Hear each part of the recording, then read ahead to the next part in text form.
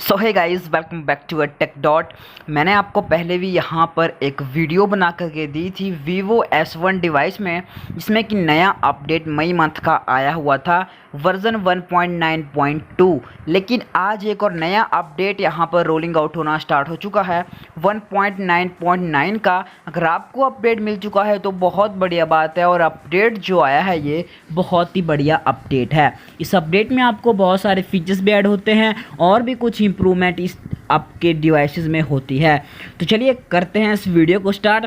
अगर आपने अभी तक अपने चैनल को सब्सक्राइब नहीं किया तो सब्सक्राइब कर दें और इस वीडियो को एक लाइक करना ना भूलें।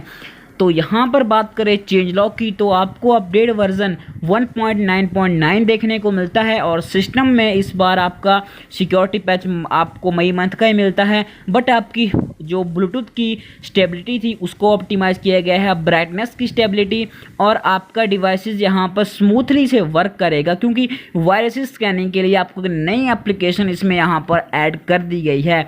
नेटवर्किंग के मामले में वाईफाई और आपकी पोर्टेबल हॉटस्पॉट और कॉल डिटेल्स की जो वाईफाई कॉलिंग थी उसको तीनों को यहाँ पर इम्प्रूव किया गया है, क्योंकि जब से यहाँ पर वाईफाई कॉलिंग का सपोर्ट मिला था आपके डिवाइसेस में कॉलिंग इशू आप लोगों को देखने को मिल रहे थे।